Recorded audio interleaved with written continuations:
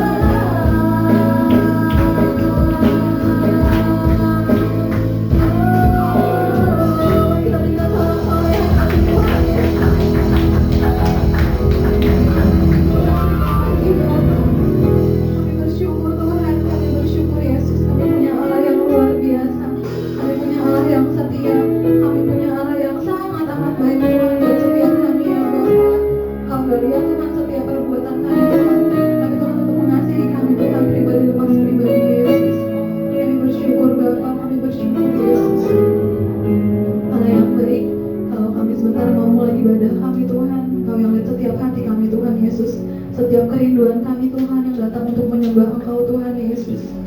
Engkau yang jamah Tuhan, Engkau yang lawa Tuhan setiap kami Bapa. Terima kasih Yesus. Pujian penyembahan kami hanya untuk Engkau Bapa. Biar Engkau Allah yang ditinggikan Tuhan. Biar Engkau Allah yang dimuliakan Tuhan.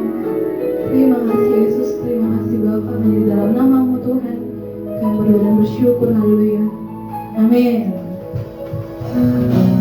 Oke, mari kita kasih halo. Kita katakan Tuhan Yesus sangat baik. Kita percaya kalau kita lebih dari pemenang. Amin. Amin. Amin. Mari kita puji Tuhan.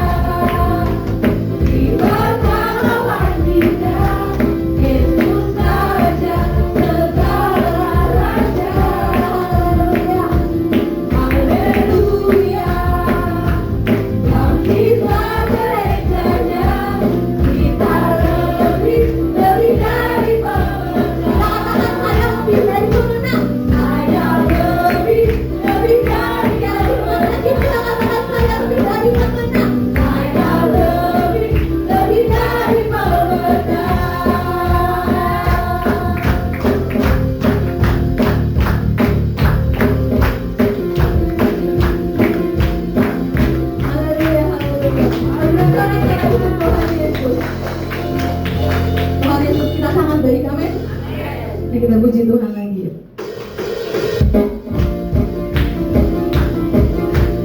Dan Tuhan Yesus sudah mati buat kita dan dia bangkit buat kita.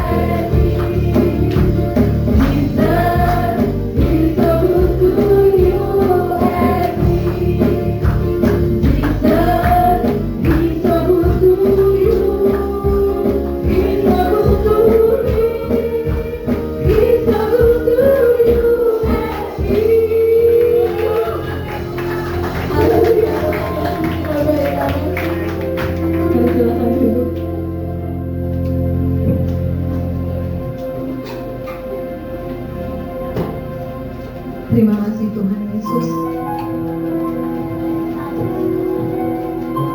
Engkau penyelamat setiap kami Bapa.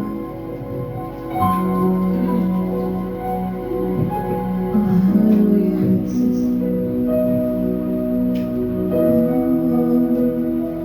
Haleluya. Terima kasih Tuhan.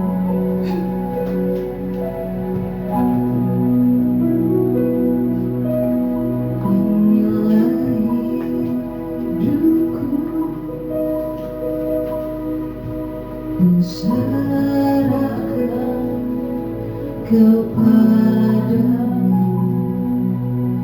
inilah hatiku, ku berikan bagimu. Ku tahu Tuhan rancanganmu yang terbaik bagiku.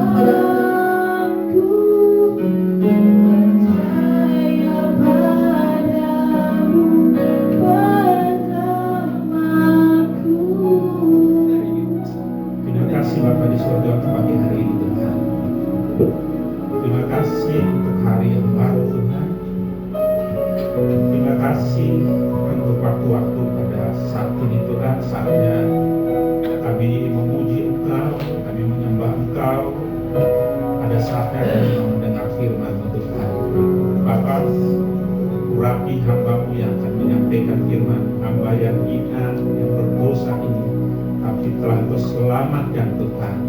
Telah Engkau mengangkat dan memberitakan firman dipakai dengan kuasa Roh Kudus-Mu Tuhan. Sehingga apa yang disampaikan Tuhan benar-benar sesuai dengan apa yang Engkau firmankan, dan biarlah jemaat-Mu boleh dibangun melalui firman-Mu Bapa di surga. Terima kasih Bapa. Buka hati setiap jemaat-Mu Tuhan, agar supaya menjadi tanah-tanah yang subur, tempat ditaburkan firman-Mu Tuhan. Firman yang berkuasa, firman yang kekal, firman yang memerdekakan kami Tuhan. Dan itu menjadi bagian dari jemaat-Mu pada pagi hari ini Tuhan. Terima kasih Bapa. Berfirmanlah, karena kami anak-anak siap mendengarkan dalam nama Yesus. Semua yang percaya kita katakan amin. Sebelum saya lanjutkan firman Tuhan, saya ingin ibu-ibu menyanyikan lagu ya. Oke, siap ya? Waduh, siap.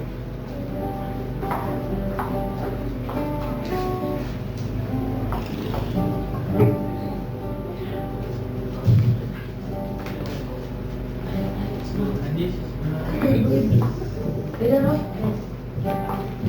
Enggak.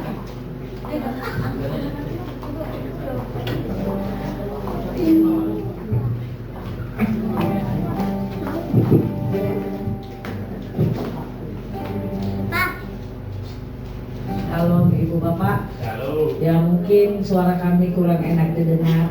Nantinya saya minta mohon maaf kami ya kalau suara kami kurang enak di telinga. Tapi kami harap yang satu lebih kami harap ini berkenan di hadapan Tuhan. Inilah persembahan kami dari kaum ibu. Mungkin yang baru nanti bisa bergabung sama kami. Ya Bu ya. Ya. Apa kalau dapat.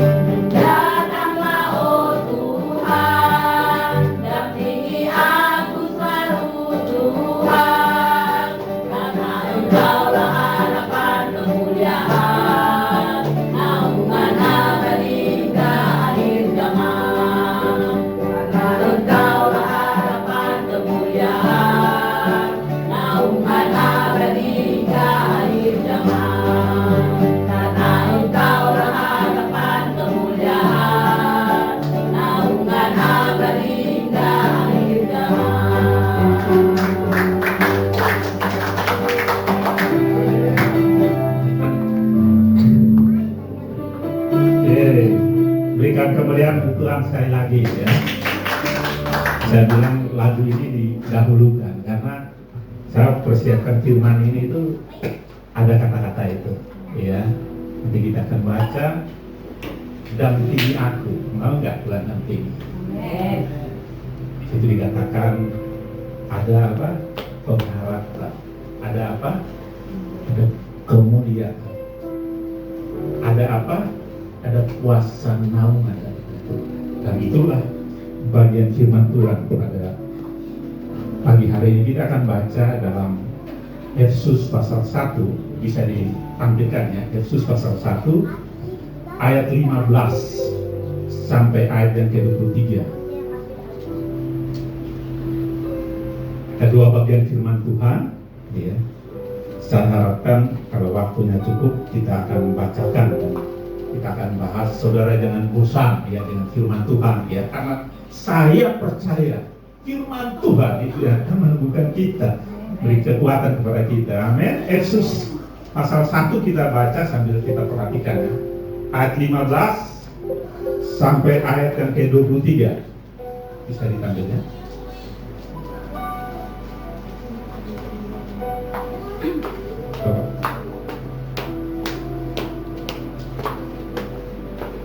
Efesus pasal 1 ayat 15 sampai 23. Iya, oke. Perhatikan ya, saya bacakan.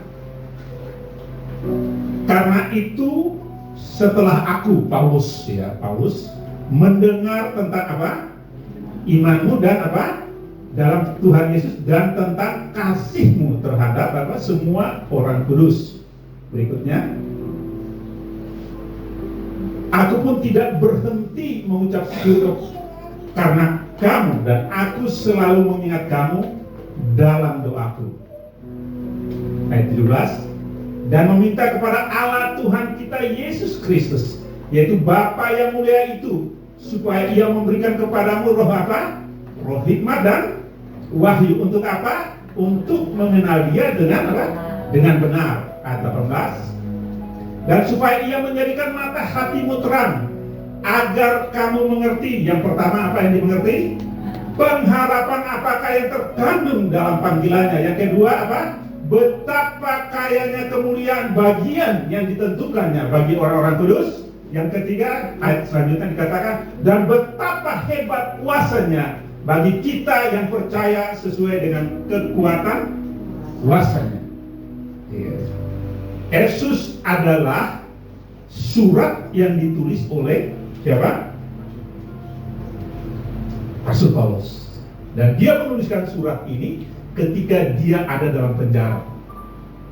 Nah, saudara bisa bayangkan, orang dalam penjara menuliskan satu surat. Dan surat ini kalau saudara baca ya, karena saya mungkin duluan lebih tahu ya, atau mungkin ada yang sudah lebih duluan tahu, surat ini dikirim kepada jemaat, kepada gereja. Ya, kalau Bapak Ibu baca itu surat ini hampir sama dengan surat Kolose. Ya, surat Efesus dan Kolose itu dibawa oleh satu orang untuk ke Kolose dan juga ke Efesus. Ya, teman pelayanan dari Rasul Paulus, dan dia di dalam penjara, dia tuliskan surat ini untuk dikirimkan kepada jemaat di Efesus. Dan dia katakan jemaat di Efesus dalam ayat 1 dan 2 itu jemaat itu orang-orang kudusnya Tuhan, ya, orang-orang yang setia sama Tuhan. Amin, Bapak Ibu. Kita di sini orang-orang yang apa? Dikuduskan, ya, bagi Tuhan, dan orang-orang yang setia, ya. Dan kepada jemaat seperti itu, Paulus menuliskan surat ini. Kalau kita baca Bapak Ibu dari ayat yang sebelumnya, ya, ayat 1 sampai ayat yang ke-14, saudara bisa lihat di situ bagaimana Paulus menyatakan tentang berkat-berkat yang telah Tuhan sediakan dan Tuhan berikan kepada jemaatnya. Itu kalau kita baca memang ruwet ya, terkadang ruwet ya Bapak ya. Tapi itu sesuatu yang kalau kita mengerti Bapak itu menjadi kekuatan yang tidak akan menggoyahkan kita. Dia bilang begini kira-kira Bapak Ibu di ayat-ayat sebelum ayat 13. Yang pertama, kita adalah orang-orang yang dipilih. Ya, kapan kita dipilih? Ya, sebelum fondasi dunia ini diletakkan, kita sudah dipilih. Jadi saudara kita semua yang hadir pada saat ini, kita harus mengerti bahwa pemilihan kita itu bukan karena kita buat baik, karena kita sudah suci, bukan. Kita dipilih itu sebelum dunia itu diciptakan. Itu Tuhan sudah memilih kita. Bahkan dikatakan Dia sudah menetapkan kita, Bapak Ibu. Nah, itu satu pengajaran yang pasti luas sekali, dan itu Biar Bapak Gembala yang lebih dalam lagi. Orang biasa bilang predestinasi. Sudah ditetapkan Bapak Ibu. Supaya apa? Jemaatnya menjadi kudus di hadapan. Jadi bukan karena kita hadir di sini, itu bukan karena kita melakukan sesuatu atau karena kita sudah hidupnya luar biasa sehingga Tuhan memakai kita, Tuhan mengkuduskan. Tidak ya, tapi Dia sudah memilih kita, bahkan Dia sudah menetapkan kita, bahkan sebelum kita dilahirkan sudah ditetapkan.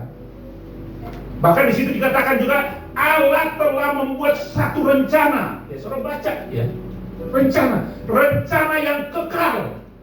Allah kita Allah yang berencana, bukan Allah yang acak-acakan Bapak Ibu. Dia sudah merencanakan kita, merencanakan hidup kita, setiap kita, semua jemaat Tuhan, dimanapun juga Tuhan sudah punya rencana dalam kehidupan kita dan jemaat Tuhan. Luar biasa Bapak Ibu. Hidup kita bukan ditentukan oleh apapun juga di luar Tuhan, tidak. Tapi Tuhan telah menetapkan, Tuhan telah memilih, dan Tuhan telah merancangkan itu bagi kita Bapak Ibu. Saudara mengerti hal seperti ini, saudara tidak akan goyah apapun juga yang menimpa kehidupan kita. Amin Bapak Ibu. Ya kalau kita lihat sejarah dunia, kalau Bapak Ibu lihat apalagi sekarang ramai sekali tentang pilkada, wah heboh segala macam. Ya heboh enggak? Banyak heboh. Bisa berubah, pemerintah bisa berubah, bupati bisa berubah, ya, gubernur bisa berubah, presiden bisa diganti, ya. Semua akan berubah, sejarah akan berubah, ya. Tapi ada satu yang tidak berubah, yaitu apa? Rencana Tuhan dalam hidup kita. Nah, itu berkat-berkat rohani. Jadi Paulus mengatakan tentang berkat-berkat rohani itu, dan setelah itu dia masuk kepada ayat-ayat yang kita baca tadi. Ya. Aku telah mendengar tentang imanmu, ya. Dan iman mereka itu dinyatakan melalui apa? Kasih mereka kepada setiap jemaat Tuhan, ya, kepada orang kudus. Setelah aku mendengar tentang imanmu, dikatakan, setelah aku mendengar tentang kasihmu kepada semua orang, aku berdoa. Paulus berdoa. Nah doanya itu, ya, ayat 17, ya, 18, saudara bisa lihat situ. Aku berdoa supaya apa? Ayat 17. Kita meminta kepada Allah Tuhan kita Yesus Bapa yang mulia itu supaya Ia memberikan kepadamu roh hikmat dan wahyu untuk apa? Mengenal Dia dengan benar. Bagaimana kita mengenal Allah? Allah yang benar itu. Bagaimana kita mengenal Allah dengan lebih baik lagi, lebih benar lagi? Dia berdoa, ya Paulus berdoa. Supaya apa? Allah memberikan kepada kita, kepada jemaat Tuhan, apa? Roh apa? Hikmat dan apa? Wahyu, penyataan. Supaya apa? Kita, setiap kita mengenal Dia.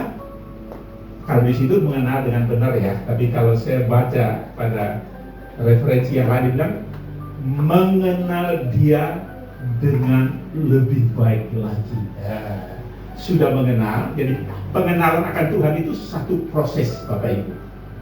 Terus mengenal, dan Paulus bilang, ya, aku berdoa supaya Tuhan memberikan kepada jemaat Tuhan, termasuk jemaat Tuhan di tempat ini, supaya bisa Dia akan memberikan, ya, roh hikmat, ya, Roh Kudus yang memberikan hikmat itu kepada kita, ya, dan Dia memberikan penyataan kepada kita. Supaya kita mengenal dengan lebih benar. Beda sama pengetahuan Bapak Ibu. Pengenalan akan Tuhan itu beda dengan pengetahuan kita. Orang mungkin punya pengetahuan yang banyak tentang Tuhan, tapi belum tentu dia dinyatakan kebenaran tentang Tuhan itu. Beberapa waktu yang lalu sudah saya sampaikan, ya, bagaimana Paulus, ya, belajar sungguh-sungguh, ya, tentang Tuhan, ya, bagaimana dia menguasai pengetahuan tentang Tuhan, sampai akhirnya dia dengan keyakinan apa yang dia pelajari itu malah dia mau membunuh orang-orang Kristen, orang-orang percaya. Dan pada saat dia merencanakan itu, Tuhan tangkap dia, dan ketika Tuhan tangkap dia, dia bertanya, siapakah engkau? Tuhan. Loh, dia sudah belajar tentang Tuhan, tapi pada saat dinyatakan Tuhan kepada dia, baru dia bertanya, siapakah engkau Tuhan? Nah, itu maksudnya penyataan dari Tuhan tentang siapakah dia. Dan berdoa, pengetahuan tentang Alkitab penting bagi kita. Tetapi melalui pengetahuan kita, melalui perenungan kita, Tuhan melalui rohnya menyatakan itu, mewahyukan itu kepada kita. Dan ketika kita dinyatakan itu, diwahyukan kepada kita Bapak Ibu, kita punya keyakinan yang kokoh tentang Tuhan kita, tentang apa yang diinginkan dalam hidup kita. Saya mengatakan banyak kali, bukan banyak kali, saya ke beberapa tempat, ke beberapa gereja. Saya pun ada beberapa kali merintis jemaat. Ya. Satu Bapak Ibu, saya melihat banyak jemaat yang tidak mengenal Tuhan dengan baik. Perhatikan, lebih banyak mereka mau berdoa penting dan perlu berdoa. Kalau berdoa itu yang banyak bicara siapa Bapak Ibu? Yo, kira-kira kalau berdoa itu kita atau Tuhan yang banyak berbicara? Biasanya kita dong berdoa. Sampai Tuhan bilang kalau kamu berdoa itu jangan bertele-tele, kalau banyak ngomong gitu loh. Ya, tapi waktu doa, ya kita harus berdoa. Tuhan mengatakan kita berdoa. Tapi lebih banyak kita berdoa itu lebih banyak kita mengatakan apa yang ada dalam hati kita kepada Tuhan. Kapan kita mau punya waktu supaya dia berkata-kata kepada kita? Kira-kira kapan waktu itu? Saat mana kita mendengar Tuhan? Itu saat apa? Mendengarkan apa? Firman. Ketika mendengar firman Tuhan itu sebenarnya kita mau perhatikan apa yang Tuhan mau berbicara dengan saya dong. Kalau kita berdoa, banyak kita katakan sesuatu kepada Tuhan. Dan pada saat kita mendengar firman Tuhan, kita mau hati kita, pikiran kita arahkan sama Tuhan. Apa harus cemas? Sebenarnya apa yang Tuhan mau sampaikan sama kita? Nah, biasanya orang lebih ngantuk ketika firman Tuhan disampaikan. Ketika Tuhan mau berbicara, tapi saya yakin jemaat Tuhan di tempat ini tidak. Amin Bapak Ibu. Jangan bosan dengan kalau Tuhan firmankan itu bagi kita. Amin. Dan saya satu orang ya, ini saya sering sampaikan sama Bapak Ibu ya. Saya bersyukur di tempat ini dan Bapak Ibu mendengarkan satu firman Tuhan yang menurut saya sangat membangun. Dan saya perhatikan dan itu menjadi berkat bagi saya melalui Bapak Pembala. Itu saya banyak berkat yang saya dapatkan Bapak Ibu. Terkadang berkat itu malah ketika saya khotbah. Waktu saya ke Bekasi, saya khotbahkan tentang itu Bapak Ibu. Mungkin pernah dengar ya waktu kita di rumah saya ibadah keluarga ya. Waktu itu Pak Pendeta berbicara khotbah tentang Yesus tertinggal. Masih ingat Yesus tertinggal? Karena bapak ibunya sudah kebiasaan ke mana Pak? Ke Yerusalem ya. Ke Yerusalem tiap tahun kan mereka ke sana. Ya, dan satu saat mereka bawa juga Tuhan Yesus umur 12 tahun ke sana gitu. Ya. Tapi waktu mereka pulang Yesus kan ketinggalan Bapak Ibu. Terkadang kita ini rutinitas ikut Tuhan gitu kan.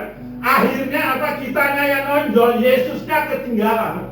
Wih, terima kasih. Ini masalah, ini benar nih, benar nih. Yesus masalah. Kalau Yesus sudah masalah, itu banyak prasangka. Kalau kita sudah menanya Tuhan Yesus ketinggalan, banyak prasangka, banyak gosip, banyak hal-hal yang tidak beres. Dan waktu itu saya mau bawa firman Tuhan yang lain, tetapi ini jadi berkat. Saya bawa di sana karena saya juga tahu keadaan jemaat Tuhan di sana. Saudara masih ingat waktu khotbah tentang orang di Gerasa dan sakit di Gerasa, orang Gerasa itu yang terikat sama legion tuh, setannya banyak, jadi harus setannya itu dikeluarkan masuk ke dalam berapa? 2.000 ekor babi gitu kan. Kira-kira kekuatannya kayak apa begitu? 2.000 ekor babi, setan-setan masuk situ dan lari terjun. Itu satu kampung, satu desa, atau beberapa desa itu ketakutan semua. Sampai Tuhan Yesus bilang, jangan masuk di kita, ke tempat lain aja. Ada orang yang terikat yang luar biasa. Pernah nggak Bapak Ibu merasakan atau melihat pelayanan di mana setan itu nggak mau keluar dari orang? Dan saya pernah itu. beberapa kali. Satu kali kita berdoa untuk waktu kita persekutuan di puncak. Begitu firman Tuhan disampaikan, orangnya mungkin gak tahan gitu dengan firman Tuhan. Cepat langsung jatuh. Kita doa kok gak lepas, kita sudah tahu ini ada ikatan. Aduh, sampai lama kita juga bingung, beberapa bingung. Terus ada yang ingat, setan itu kan dia pendusta, betul gak Bapak Ibu? Dan Bapak segala dusta, yaitu pembohong. Ketika kita ingat firman Tuhan itu, kita bilang ada orangnya terdekat sudah bilang, kamu pembohong, kamu pendusta. Dia nyimpen dan tidak mau keluar dari setan. Dia bersuara. Kata siapa? Bersuara, saudara. Kata siapa? Aku pendusta, pembohong. Kata firman Tuhan. Apa kata dia? Mana firman Tuhan? Nah, kita kelebakan kan? Firman Tuhan kelebakan. Waduh, nggak ada konkordansi, kita konkordansi ya. Ini firman Tuhan ini di mana? Di mana? Akhirnya kita dapat Bapak Yohanes 8:44. Ini saudara baca di rumah. Kita nggak ngapa-ngapain, hanya baca firman Tuhan itu saja. Dia langsung setannya keluar dan dia sadar, dan ternyata dia nyimpan satu dosa dalam hidupnya. Dan dia tidak mau perkataan kita berdoa, lepaskan dia dalam nama Yesus. Saudara percaya firman Tuhan itu berkuasa, Bapak Ibu? Saudara perlu mengalami, saudara perlu mengerti, mengalami, dan tidak hanya mempraktekkan. Amin, Bapak Ibu. Ya. Paulus berdoa supaya Tuhan berikan roh hikmah dan wahyu supaya mengenal Dia dengan lebih benar, mengenal Tuhan yang benar, jangan mengenal Tuhan yang salah, Bapak Ibu. Ada nggak orang mengenal Tuhan yang salah? Hah? Ada ya, Pak? Nggak ada. Hah? Ada yang mengenal Tuhan yang salah. Wah, kalau kita sama Tuhan, pasti hidupnya makmur. Pasti kita kalau berdoa minta rumah yang terbaik, Tuhan kasih. Kalau kita sakit, pasti Dia sembuhkan. Ya, kalau kita butuh apa lagi, Dia akan berikan.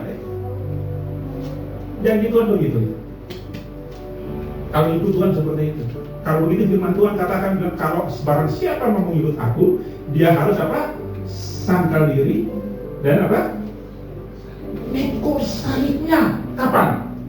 Setiap hari dan mengikut aku. Nah, itu mengajarkan Tuhan yang berkuasa, Tuhan berkuasa. Tetapi kuasanya Tuhan kita pakai memanfaatkan Tuhan untuk apa? Keinginan diri. Itu yang salah. Kita berdoa sebagai jemaat di tempat ini nggak begitu. Tuhan bilang, murid-murid ajak kami berdoa. Dalam satu doa dia bilang, Bapa, berikanlah pada hari ini apa? Makanan kami yang apa? Secukupnya.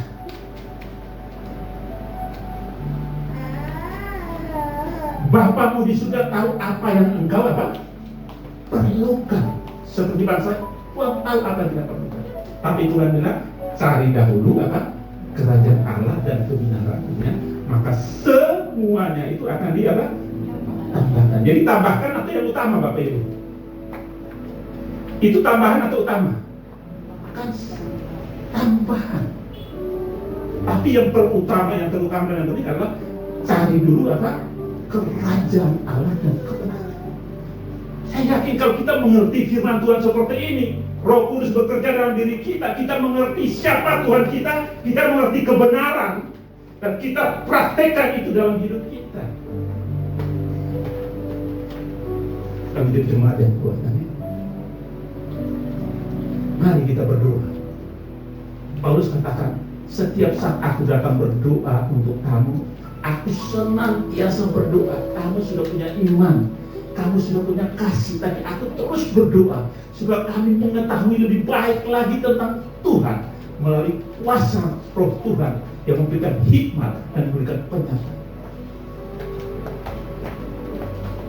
Yang kedua, ayat 14 katakan begini, Bapak. Dan supaya ia menjadikan mata hatimu terang, agar kamu mengerti. Perhatikan. Ya. Jadi kita dengar firman Tuhan, kita mengerti firman Tuhan, Tuhan berikan hikmat kepada kita untuk mengerti firman Tuhan. Ya. Apa yang akan terjadi? Dia katakan, dan supaya ia menjadikan mata hatimu terang. Ya. Agar apa? Kamu mengerti pengharapan apakah yang terkandung dalam panggilannya. Lalu tadi ya, pengharapan apa yang ada dalam panggilannya. Yang kedua apa? Betapa kayanya kemuliaan bagian yang ditentukan bagi orang-orang kudus. Ya. Ayat 19.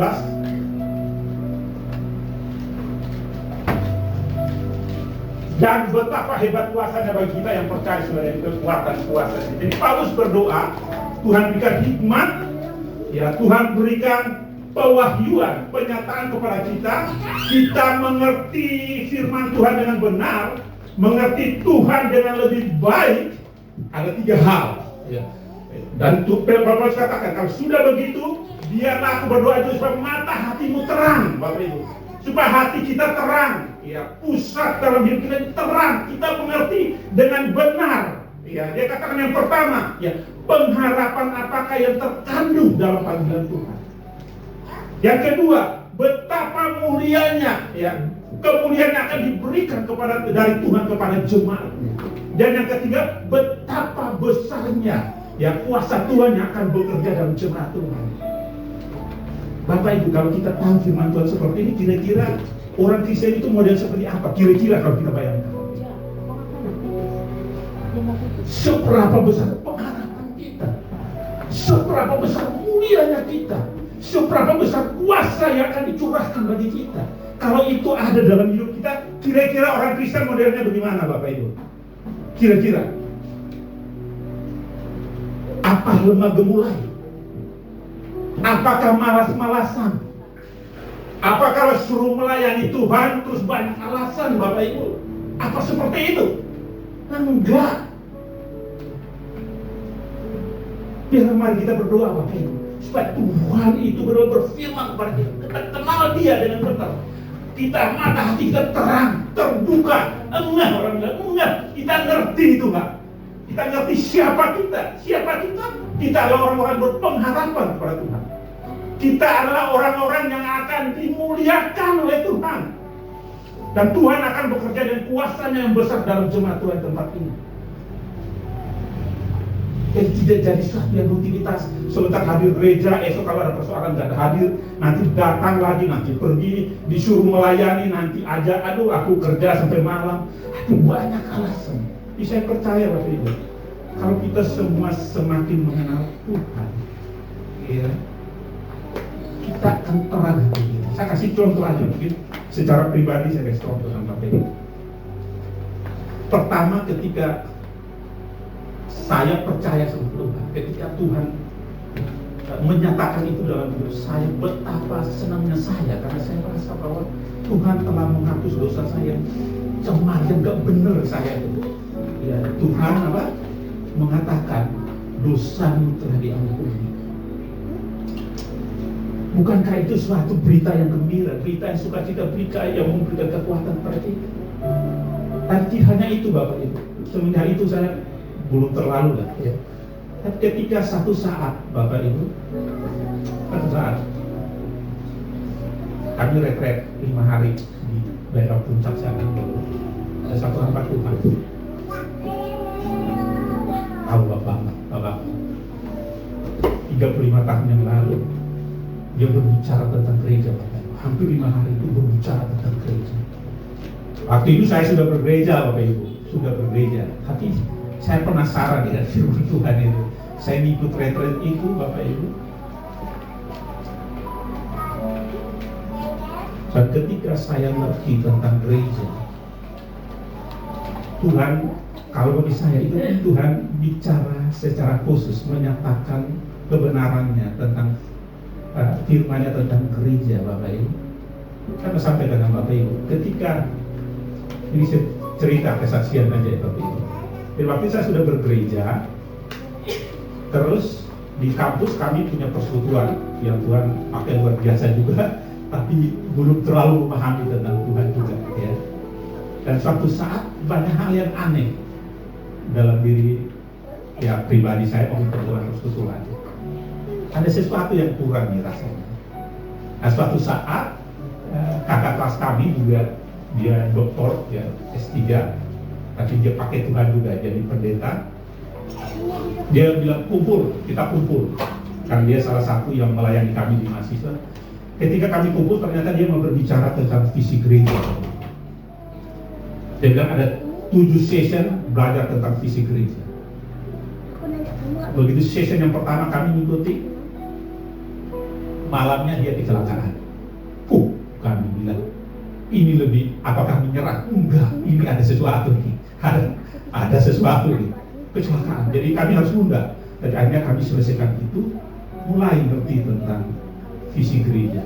Dan ketika ada acara 5 hari di puncak dan Pak Bambang berbicara, saya masih ingat ada satu bagian firman Tuhan yang begitu jelas bagi saya. Ya, saya pernah bahkan itu di dalam Matius 16 ayat 13 sampai 20. Ketika itu disampaikan dan saya itu, dan saya bilang Tuhan, oke, aku punya waktu belajar, waktu kerja, dan yang lain. Tetapi terhadap gereja Tuhan, ya saya mau bicara gereja Tuhan, aku mau terus belajar, aku mau masuk dalam satu gereja Tuhan. Dan saudara tahu di awal-awal, ya dari saya mulai mau masuk dalam visi gereja itu, pengajaran ada 12 pengajaran diberikan kepada saya, saya kaget. Ini rupanya. Ini yang dulu nih saya ngalami. Ya sekarang baru saya ngerti tentang firman Tuhan. Dan semenjak itu saya ngerti itu dan saya berdoa Tuhan dengan segala keadaan saya, pengetahuan saya mau terus masuk melayani Tuhan dalam gereja. Dan semenjak itu Bapak Ibu, ketika saya diminta tahun 90 untuk jadi sekretaris di gereja, jadi kayak Intan begitu ya, sekretaris ya di gereja. Karena saya berdoa sama Tuhan waktu saya mau selesai, waktu itu sarjana, saya belum selesai, saya berdoa Tuhan berikan saya kerjaan. Dan diminta oleh yang pemimpin itu, siapa yang mau jadi sekretaris dia. Karena saya sudah berdoa sebelum saya lulus saya punya kerjaan, saya ngambil pekerjaan. Saya masuk di situ dan Tuhan berbicara, bekerja, Tuhan banyak berbicara sama saya. Tahun 96 saya harus pindah karena saya bekerja. Saya pindah dengan keluarga karena bekerja di perusahaan di Lampung. Di sana Tuhan menegur saya berat penyakit, tapi akhirnya Tuhan ingatkan, kamu ini memang sebagai pekerja, harus menghidupi keluarga. Tapi jangan kau lupa itu janjimu.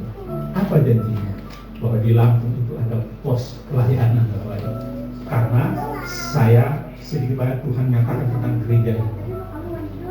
Semenjak itu saya melayani Tuhan. Ketika saya divonis tentang penyakit itu, saya komit sama Tuhan, bisa Tuhan, aku mau melakukan itu. Dan semenjak itu konsel di rumah kami berlima, tapi anak-anak masih kecil, Stephen masih kecil, 96, jadi Stephen baru berapa tahun ya, 96 berarti 3 tahun 98 saya mulai, berarti sekitar 5 tahun, 6 tahun umurnya. Jadi mereka belum terlalu mengerti tentang pelayanan kami. Dan sejak itu Bapak Ibu, penyakit saya divonis hilang sendiri, sampai saat ini saya sehat. Dan saya mulai itu, dan itulah jemaat Tuhan di Lampung. Yang saat ini mungkin katanya sudah sekitar 300-an jemaat di sana.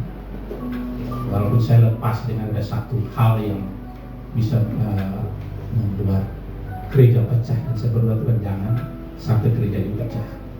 Dan saya meninggalkan tempat itu dan saya pergi ke tempat yang lain. Karena Tuhan dan gereja. Kenapa Bapak Ibu? Dunia berubah, negara bisa runtuh, pemimpin bisa runtuh. Amin Bapak Ibu. Persoalan datang silih berganti. Semua kerajaan di dunia dapat digoncangkan. Tapi ada satu yang tidak dapat digoncangkan, yaitu apa? Dan satu kerajaan itu gereja Tuhan. Tidak pernah akan digoncangkan oleh apapun juga. Dan saya mau masuk, ya, satu anugerah yang besar, kita masuk dalam satu kerajaan dan Tuhan bilang apa? Ya, aku akan memberikan jemaatku dan Allah maut kuasa apapun juga tidak akan menghancurkan gereja. Amin Bapak Ibu. Masuk, semangat Bapak Ibu. Kalau saudara dapat sesuatu dan saudara lakukan, Tuhan akan terus mengajarkan saudara. Terus setia, belum mengerti, tetap setia. Belum mengerti, tetap setia. Sudah mengerti sedikit, tetap setia. Ada masalah, tetap setia. Tetap setia. Dan surat ini, Paulus yang katakan, Paulus seorang rasul dalam penjara. Dia beri buat surat ini kepada orang kudus, orang-orang yang setia kepada Tuhan. Mau nggak Bapak Ibu kenal sama Tuhan dengan benar? Kenal, akan kuat. Banyak pengalaman rohani, banyak kali saya bisa catat. Penyataan Tuhan, berdoa sama Tuhan, kasih tahu sama kita. Serius sama firman Tuhan, amin. Jangan firman Tuhan disampaikan kita baca yang lain. Apa sih? Itu biasanya itu kan? Apa tuh? Oh, HP ya. Tapi HP-nya pasti banyak yang HP itu ada itu ya, ada apa yang namanya firmannya tuh. Dan sampai ada game. Saya pernah waktu ke Korea gitu, Korea Selatan. Program kanti itu, minum kebeningan gitu. Jadi saya ngikut satu saat pelayanan di sekolah minggu. Itu tidak pakai ini kan, di sini juga nggak pakai kan, jadi nggak pakai kursi, pakai tikar. Terus saya lihat itu, jadi satu guru tuh kiri kanannya 2 murid, satu guru tuh luar biasa kan. Ada satu yang saya aneh, HP terkenal itu dari mana? Terus Samsung. Korea kan? Samsung kan Korea. Yang satu saya lihat Bapak Ibu, waktu sekolah minggu itu mereka nggak bawa HP, dan mereka bawa Alkitab. Karena mereka tahu anak-anak remaja ini kan biasanya main HP kan, kalau firman Tuhan disampaikan kan. Dan itu mereka tidak lakukan. Jadi pakai Alkitab, ya, Alkitab yang dibimbing 2 orang mereka satu. Serius mereka. Dan saya bayangkan kalau anak-anak diajarin seperti itu, jadinya seperti apa? Dan itu yang menggoncangkan Korea Selatan. Dan dengarkan gereja terbesar, gereja terbesar kan? Gerejanya Pak Yogiso, saya masuk ke gereja itu. Itu jemaatnya ada waktu itu sekitar 750.000. Nah itu berapa banyak itu Bapak Ibu? 750.000. Satu kali kebaktian itu 75.000 orang. Itu kata Raku itu. Dan saudara tahu betapa besarnya pengaruh kekristenan di sana. Ya. Tuhan pakai gereja di sana dengan luar biasa. Kalau mereka berdoa Bapak Ibu jam 5 pagi itu, jadi sebelum mereka ke kerja itu Bapak Ibu, mereka ke gereja dan mereka berdoa. Ya ada 2 atau 3 tempat kami itu memang jam 5 kami ikut doa. Setelah doa selesai baru mereka kerja. Wah doanya tuh, aduh itu buat merinding tuh. Tuhan merinding orang itu. Berdoanya apa? Eropa dibuka bagi Tuhan. Indonesia dibuka bagi Tuhan. Nanti jumpa orang-orang Korea di mana-mana. Sekarang mereka bangun juga kan, kampus dan betapa hatinya itu untuk Indonesia. Kan mereka ngerti. Ada satu yang katakan begini, Bapak Ibu, saya kandidatkan di satu gereja dia bilang gitu. Ini luar biasa. Itu buat kita nangis. Hampir setiap kita datang di gereja-gereja itu ada yang membuat kita terharu. Bagaimana luar biasanya pelayan mereka Bapak Ibu. Luar biasa. Iya. Nah, suatu saat kami datang di mereka pelayanan televisi. Dan mereka rancang untuk televisi itu sampai ke beberapa negara. Mereka bilang begini, motonya kita baca, untuk satu orang yang diselamatkan percaya kepada Kristus, berapapun bayarannya kami akan bayar. Kira-kira gimana Bro? Saudara terharu gitu. Orang luar itu punya hati untuk Indonesia seperti itu. Orang bilang di Indonesia itu kita adalah minoritas, bagi mereka terbalik. Orang Kristen di Indonesia itu banyak sekali. Dan mereka berdua bisa datang ke Indonesia melayani orang. Karena apa? Itu sudah dianu sama firman Tuhan, sudah dinyatakan firman Tuhan. Mata hati mereka itu sudah terang, Bapak Ibu. Tapi Ibu lihat sekarang Eropa, kan kemarin itu ada di Inggris kan, nonton nggak? Inggris terjadi sekarang apa? Kerusuhan lah. Kerusuhannya apa Bapak Ibu coba perhatikan? Hah? Hah? Itu kan? Gereja itu megah-megah di mana-mana, gereja megah. Tapi setelah beberapa abad itu banyak dijual, guys. Supermarket lah dan bahkan tempat ibadah. Mereka baru sadar. Dan saya mau melihat, saya lihat mungkin Bapak Ibu. Kan mau kasih tahu sama Bapak Ibu. Kenapa saya cerita ini? Supaya jadi orang Kristen itu jangan biasa-biasa, Bapak Ibu. Jangan luar biasa yang Tuhan lakukan. Saya lihat satu saat berdoa di Korea tuh, Bapak Ibu. Bukan berarti di sini enggak, bukan. Saya melihat hati mereka berdoa untuk Eropa itu. Aduh, maksudnya kalau kejadian itu luar biasa karena ada yang apa? Berkat.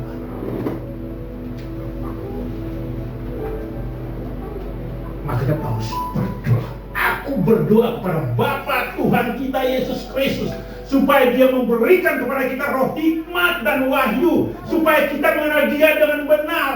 Pengharapan apakah yang terkandung dalam panggilan Tuhan? Kemuliaan bagian apa yang akan diberikan kepada kita? Kuasa sebesar apa yang akan ditumpahkan kepada gereja Tuhan? Terangi kita, buka hati kita, ngerti ini, sadar diri kita, awake itu sadar. Itulah kekristenan, itulah gereja Bapak Ibu. Tapi gereja saat ini seperti apa? Seperti apa gereja saat ini?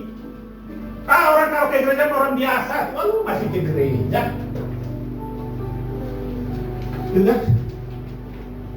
Datang ke gereja. Saya di Bekasi, saya bilang, ini kok datang, ini kok datang terlambat. Aduh, saya datang setengah jam sebelumnya, saya datang, saya lihat itu, saya ngomong. Tapi sudah lama baru saya ngomong, bukan datang langsung, enggak. Ya, saya ngomong, ini kok terlambat terus. Terlambat terus menyatakan apa? Orang ogah-ogahan, mentalnya itu malas-malasan. Karena apa? Tidak ada semangatnya, tidak ada spiritnya. Tapi kalau ada semangat spiritnya, 1 jam mungkin kita sudah datang. Itu menunjukkan apa? Kesiapan kita untuk bertemu dengan Sang Pencipta. Hasilnya kok begini? Hasilnya kok? Karena 2 lantai di 2 lantai ini, 1 itu di bawah, 1 di atas. Gimana caranya? Saya buat itu. Sudah lama saya buat, coba buat begini. Nggak di jalan-jalan terus. Begitu rapat ada masalah gerakan kesana. Karena masalahnya ini nggak dilakukan, Bapak. Bagaimana jemaat datang ya, yang hasil ya. Kita tidak duduk, Bapak Ibu. Apalagi baca-baca enggak. Berdiri, salam, kasih semangat. Amin Bapak Ibu. Amin. Ucapkan kata-kata. Berikan yang terbaik. Amin. Excellence. Spirit of excellence. Nah ini tahu nih. Ibu tahu gitu ya. Ibu kan karena dia dulu gereja dalam spirit of excellence. Berikan yang terbaik. Paulus katakan apa? Segala sesuatu aku anggap sampah supaya aku bisa mengenal Dia. Kemuliaanku adalah mengenal Dia, itu yang terutama dalam hidupku, dan aku berikan yang terbaik untuk Tuhan. Sampai melayani Tuhan dengan yang luar biasa gitu. Lakukan untuk Tuhan. Tuhan bilang ada upahnya untuk kamu. Yang terutama adalah karena Tuhan sudah berikan pemberian yang terbesar bagi kita, yaitu keselamatan kita. Jadi kalau kita diterangi, kita punya pengharapan. Pengharapan apa sih? Kalau kita baca di Ibrani 1 ayat 1 katakan adalah iman adalah dasar dari segala sesuatu yang kita harapkan dan bukti dari segala dasar dari pengharapan kita adalah iman kita kepada Kristus. Kita akan, waduh, ini apa pengharapan? Pengharapan kita terhadap semua janji Tuhan yang akan digenapi dalam kehidupan kita semua. Amin, Bapak Ibu. Yang kedua, supaya kita ngerti kemuliaan bagian yang ditentukan bagi kita. Karena waktu Tuhan menciptakan Adam dan Hawa begitu mulianya. Amin, Bapak Ibu. Itu mulianya. Tapi begitu dia berbuat dosa, apa yang terjadi? Mereka melihat apa? Telanjang. Padahal ketika mereka belum berbuat dosa, betapa mulianya mereka sampai ketelanjangan tidak kelihatan karena begitu pancaran kemuliaan Tuhan atas kehidupan mereka. Tuhan bilang, Tuhan menciptakan mereka dan Tuhan bilang, berkuasalah atas segala yang aku ciptakan. Betapa mulianya Tuhan. Tapi sekarang apa? Manusia apa? Diperintah oleh yang lain. Oh iya, aja bagian. Makanya Tuhan kasih bahasa, tapi itu terlalu teori. Pertama, Tuhan itu memilih kita. Dia menentukan kita, kemudian dia memanggil kita, ya, kemudian dia membenarkan kita, ya. Setelah itu dia memuliakan kita, glorify. Itu dalam Roma, ya, pasal 8, saudara-saudara. Ada kemuliaan bagian itu. Saya lihat kemuliaan itu maksudnya begini, Bapak Ibu. Ketika satu orang tampil, dan biasanya artis gitu kan,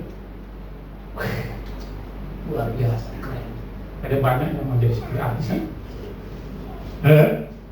Kalau begitu luar biasa, apalagi pancaran sinar dan yang lain. Wah, luar biasa. Akhirnya dia dilamarlah oleh seorang yang olahragawan lah, gitu ya. Setelah dilamar orang dia menikah, dan akhirnya katanya itu kemuliaan dunia seperti itu akhirnya jadi itu begitu dulu. Atau olahragawan. Kalau laki-laki kita di sini, Bapak Ibu, ya teman-teman remaja, yang paling hebat di sepak bola siapa? Tadi malam siapa yang menang? Aku mau kasih sedikit nih pengertian tentang kemuliaan. Tadi malam itu Haaland masukkan 3 gol, ya, ke Brighton. Jadi MCT menang 4-1. Sekarang setelah Messi, Ronaldo sama sekarang satu yang luar biasa di sepak bola itu ada orang-orang yang luar biasa. Karena apa? Mereka punya tujuan tertentu. Bagaimana aku bisa jadi luar biasa? Jadi seorang atlet sepak bola ada jadi yang terbaik. Messi itu dibilang apa itu yang terbaik seluruh dunia. Messi dikenal karena apa? Dia bisa apa? Sepak bola dengan luar biasa. Itu talent dia yang terbesar. Akhirnya dia apa? Kalau dia naik, dia dapat hadiah, dapat piala, dan yang lainnya, uangnya segitu banyak. Hanya dia sangat apa? Diidolakan oleh banyak peserta bola. Dia dimuliakan. Pada bagian ini, saya mau tanya sama Bapak Ibu, apa panggilan Tuhan untuk kita masing-masing? Mau jadi apa kita di hadapan Tuhan? Mau gak jadi seperti yang Tuhan mau ketika kita diciptakan? Ayo anak muda, kita semua yang masih hidup saat ini, jadi apa kita? Mau gak Tuhan dimuliakan? Karena kita dimuliakan oleh Tuhan. Mau jadi apa, Bapak Ibu? Mau jadi apa? Panggilan Tuhan untuk apa? Atau udah kita jadi ibu aja yang biasa? Oke. Jadi bapak-bapak yang biasa? Oke. Ya, pulang, inilah main. Jadi yang terbaik. Tuhan mau jadi yang terbaik. Efesus 2:10 dikatakan, aku telah apa? Memberikan hidup kepada engkau, supaya apa yang telah aku rancangkan itu bisa aku berikan kepada kamu untuk kamu lakukan dalam hidup kamu. Pertanyaan terbesar adalah, apa rancangan Tuhan, panggilan Tuhan untuk kita secara pribadi? Kan pertanyaan seperti itu.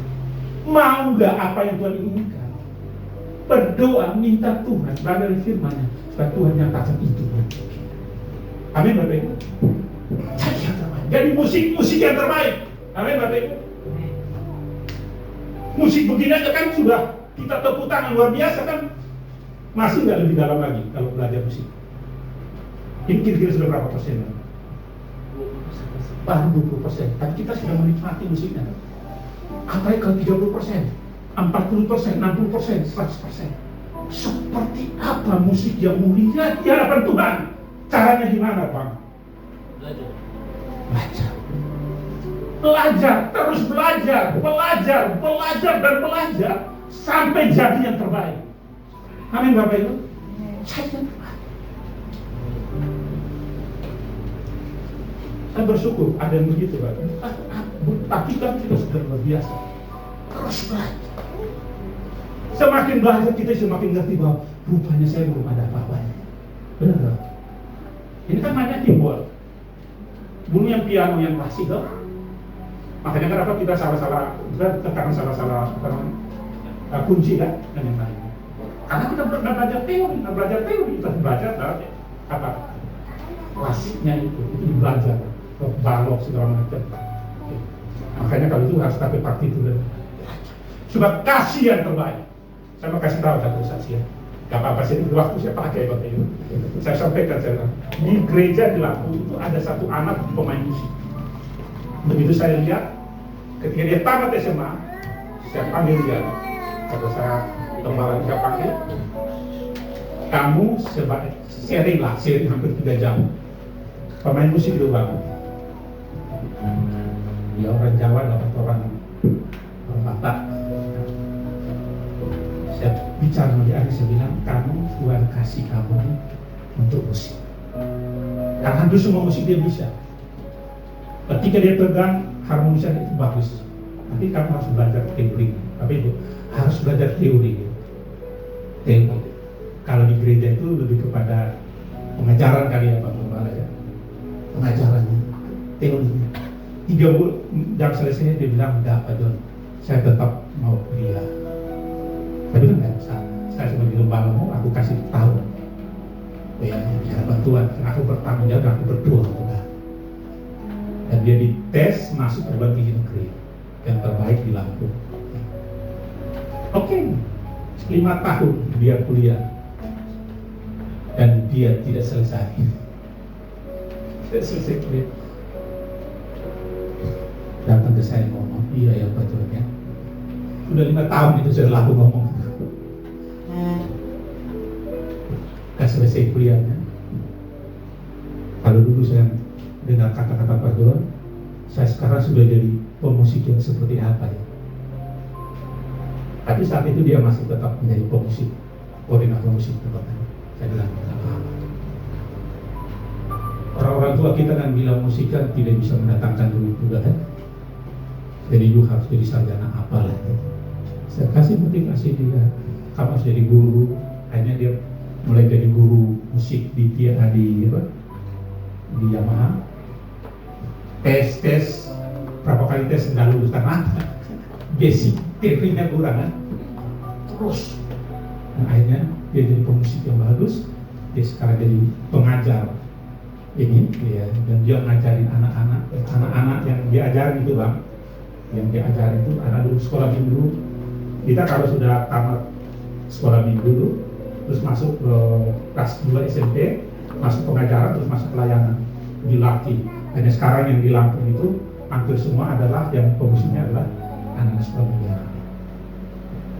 Hanya dia hidup dari situ saya lihat luar biasa, dan banyak hal Bapak Ibu, dan saya percaya Bapak Gembala juga akan melihat.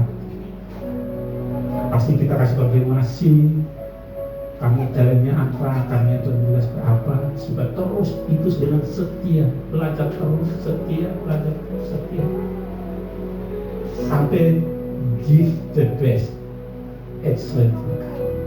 Saya berbicara di tempat ini bukan berarti saya ngerti firman Tuhan, tapi terus saya belajar, terus latih, terus latih. Karena saking terlalu banyaknya belajar di rumah marah-marah. Kok belajarnya cuma firman Tuhan, dengar firman Tuhan, tapi sebelum dapat sesuatu kan jangan lepas. Belajar dapatkan sesuatu dari Tuhan. Amin. Saudara akan dapat berkat dari Tuhan. Terakhir saya katakan itu Yakub. Yakub ketika dia berkumpul dengan Tuhan, ketika dia pulang dari tempat dia pulang berkumpul sama Tuhan, ketika hari sudah fajar, malaikat Tuhan akan naik. Malaikat bilang, lepaskan aku. Dia bilang, aku tidak akan lepaskan kau sebelum engkau memberkati aku. Mau nggak Bapak Ibu? punya mental seperti itu. Aku tidak mau pulang dengan sia-sia. Ada sesuatu yang aku dapatkan dari firman Tuhan, dari apa yang terjadi dalam gereja. Aku mau pegang, sebelum itu aku tidak mau pulang. Kalau kita punya motivasi begitu, mana mungkin Tuhan gak kasih seperti itu. Amin Bapak Ibu. Jadi mental seperti itu Bapak. Oke, saya akhiri. Mari kita berdoa sama Tuhan. Bangkit berdiri. Jangan berdoa. Bapak Ibu, sebenarnya masih ada satu bagian firman Tuhan dengan contoh yang praktis. Tapi saya tidak sampaikan di sini. Bapak Ibu bisa baca di dalam, pernah disinggung oleh Pak Gembala juga dalam Lukas pasal 24 ayat 13 sampai ayat 35 sudah bisa baca. Bagaimana tanpa Tuhan, bagaimana Tuhan kalau nggak di samping kita tidak mengerti firman Tuhan. Ujian tadi oleh ibu mengatakan itu. Ketika Tuhan mendampingi murid-murid, Tuhan bersama dengan mereka. Mereka mengenal siapa Tuhan. Mereka berkobar-kobar. Jadi Tuhan bersama kita. Nanti kita akan berkobar-kobar. Kita ingin memberikan sesuatu terbaik bagi Tuhan. Dan terlebih lagi kita mengenal Tuhan dengan doa. Bapa di surga, berdoa untuk jemaat di tempat ini. Berdoa, sungguh berdoa seperti jemaat yang jemaat yang punya iman, punya kesetiaan kepada jemaat yang mempraktekkan perbuatan kasih dalam jemaat itu. Tapi engkau terus berdoa untuk jemaat itu agar supaya engkau berikan kepada mereka roh hikmat dan wahyu, roh yang membuka segala hikmat yang Tuhan berikan, roh yang mewahyukan, yang menyatakan sesuatu ketika kami mempelajari firman Tuhan. Curahkan bagi jemaat di tempat ini agar supaya mereka mengetahui engkau dengan lebih baik lagi Tuhan. Dan aku berdoa biar Engkau berikan mata hati mereka terang Tuhan, supaya mereka mengerti pengharapan apakah yang terkandung dalam panggilan, bahwa betapa mulianya yang akan diberikan Tuhan kepada jemaat-Mu Tuhan, dan betapa besar kuasa yang Engkau akan nyatakan bagi jemaat Tuhan, termasuk jemaat Tuhan di tempat ini Tuhan. Terima kasih Bapak. Firman-Mu sudah disampaikan, terus berbicara bagi kami. Biarlah jemaat-Mu di tempat ini memberikan yang terbaik dalam hidupnya karena mereka mengenal siapa Engkau dalam hidupnya. Terpujilah nama-Mu, kekasihan dalam nama Yesus. Kami berdoa kepada Bapa Yesus. Semua percaya kita katakan amin.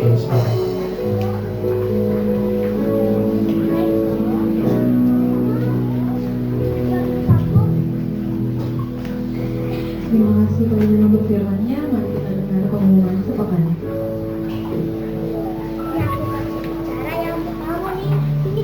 Hari ini jam 4 sore ada sekolah minggu di gereja. Mari kita sama-sama bawa anak kita ke gereja. Ibadah keluarga setiap hari Jumat jam 8 malam. Untuk ada Bapak Ibu yang mau membukakan pintu, dipersilakan boleh hubungi saya. Kemudian ibadah kaum ibu setiap hari Sabtu jam 4 sore di gereja. Ibadahnya setiap hari Sabtu jam 7:30 di gereja. Lalu untuk minggu depan tanggal 1 September WL-nya Kak Oci, seniornya Ratna, multimedianya Gohan, asyirnya Ibu Nasya. Untuk kalau ada Bapak Ibu yang punya hati untuk melayani, kita boleh sama-sama melayani biar semuanya menyenangkan hati Tuhan. Oke, laporan kas pembangunan dana yang sudah terkumpul ada 6.464.000. Kekurangannya kita percayakan Tuhan cukupkan. Amin. Sekian. Terima kasih.